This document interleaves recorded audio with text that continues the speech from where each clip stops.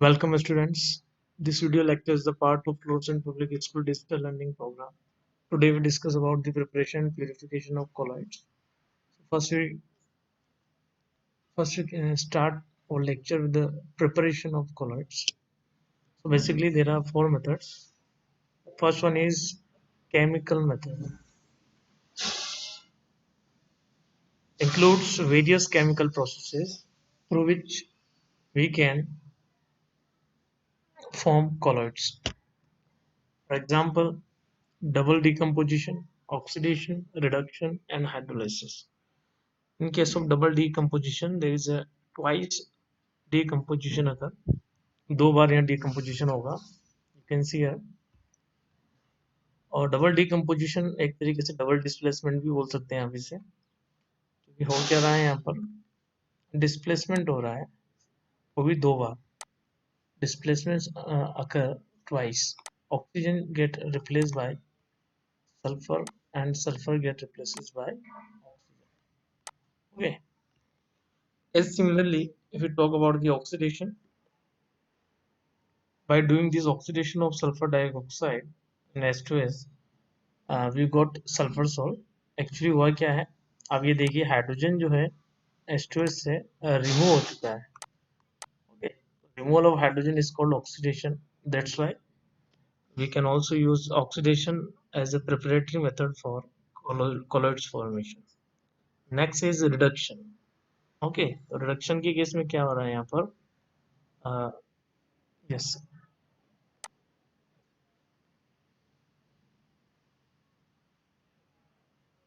As similar यहाँ पर reduction हो जाएगा आपका. ओके, एंड हाइड्रोलाइसिस भी काफी सिंपल है. जैसे आयरन क्लोराइड इज देयर, और हाइड्रोलाइसिस का बेसिक मीन होता है breakdown of molecule in presence of water, यानी कि वाटर की प्रेजेंस में मॉलिक्यूल का ब्रेकडाउन होना, that is called hydrolysis. Okay, यानी कहीं ना कहीं यहाँ वाटर आपको हेल्प करेगा. यहाँ 3 मोल आपके जो है इस तरीके से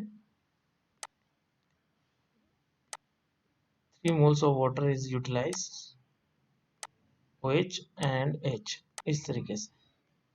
ओके, और यहाँ जो है आपको क्या मिल जाएगा, 3 मोल्स जो है आपके 3OH यहाँ आयरन के साथ अटैच होकर क्या बना लेंगे, फेरिक हाइड्रोक्साइड, और फिर आपको HCl मिल जाएगा. Come to the next, chemical disintegration method और Brady arc method. एग्जाम में बहुत सी बार 2 मार्क्स क्वेश्चन आ जाता है that you have to explain the uh, electrical disintegration method. That method is also known as electrical disintegration. Okay, and common name is Brady's arc method. Generally used to prepare gold and silver salts.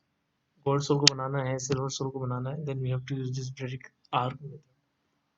Okay, diagrammatically if you talk about this structure, तो यहाँ क्या होगा, एक ice bath यहाँ पे लिया हुआ है. आइस बाथ का मतलब है यहाँ आइस क्यूब आपने फिल किया हुआ है, and ice bath is used here for rapid cooling, and there is a 2 electrode which are fitted at the upper mount, and these electrodes are maintained at very high voltage.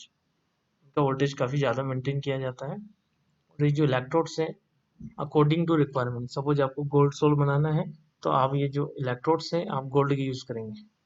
Okay, जब आप इन दोनों both the electrons when they are maintained at very high voltage and they are try to struck with each other, जब आप इन दोनों को struck करेंगे तो यहाँ पर एक इलेक्ट्रिक स्पार्क जनरेट होगा and which produce enormous heat. Because of that enormous heat, there is a melting of gold particle will take place, and due to rapid cooling, it convert into colloidal strips. So basically, in this way, we can prepare gold and silver salts. Okay. If we talk about the next preparatory method for the colloid, that is peptidization. As we know from the terms, that peptidization is mainly the process of making colloids through precipitate. Precipitate जब बना लें आप, पहले freshly prepared precipitate लें और उसे किसी suitable solvent में आप उसे डिसोल्व कर लें, that is called peptization process. And the agents which carried out this process is called peptizing agents.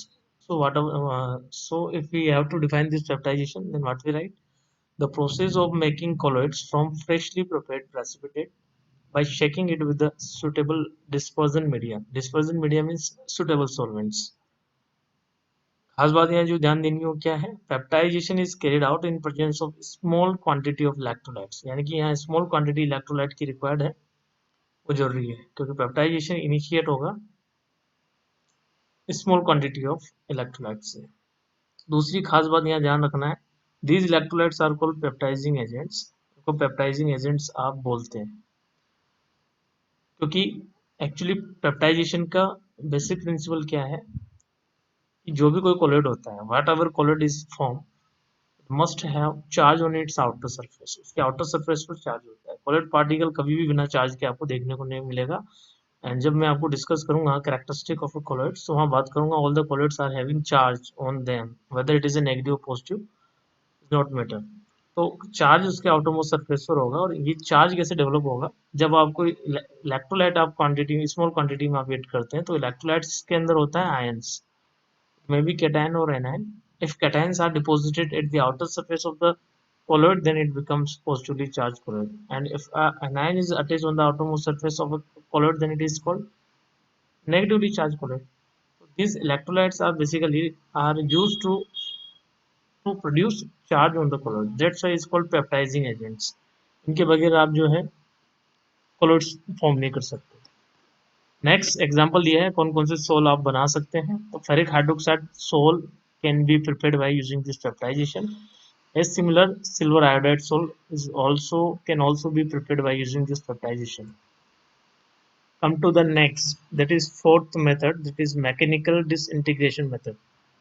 Okay, बहुत सारी बुक्स में क्या है, डिसइंटीग्रेशन मेथड को तीन कैटेगरी में डिवाइड किया गया है। पहला पेप्टाइजेशन, ये भी डिसइंटीग्रेशन ही बोलते हैं आप इसे। सेकेंड इलेक्ट्रिकल डिसइंटीग्रेशन, जिसे आप जनरली ब्रेडिकार्ड के नाम से जानते हैं। और फोर्थ जो है आपका, वो है आपका मैकेनिकल डिसइंटीग्रेशन, जो आप देख रहे हैं। Basically mechanical disintegration is carried out inside a colloidal mill. Colloidal mill जो है एक फ्लोर मिल की तरह होता है, आटा चक्की की तरह।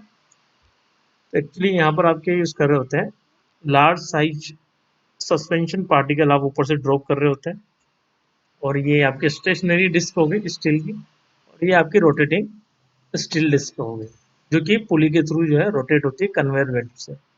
अब क्या होता है, ऊपर से सस्पेंशन जो है आप ड्रॉप करते हैं, या एक होल होता है, इन दोनों डिस्क के बीच में, रोटेटिंग डिस्क के बीच में जो है suspension particles get smaller in diameter, और ये इनका डायमीटर जो है छोटा हो जाता है, and date lie in colloidal range.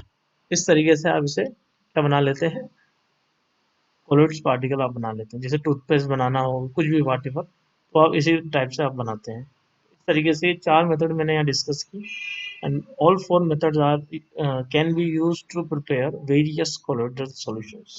Okay, तो एग्जाम में कोलोइडल मिल का डायग्राम आया होता एक या दो, एक साल पहले शायद। कोलोइडल मिल जो है 1 और 2 मार्क्स क्वेश्चन कैरिड आउट करता है, तो आप इसका थोड़ा सा ध्यान रखिए। This is all are about today lecture. Tomorrow we will discuss about the purification of colloids. Okay, तो आज हो गया है प्रिपरेशन, और कल बात करेंगे प्यूरिफिकेशन की, कैसे कोलोइड जो बना है उसकी इम्प्योरिटीज को आप रिमूव करेंगे, प्यूरिफाई करेंगे। Now we have a little bit exercise here.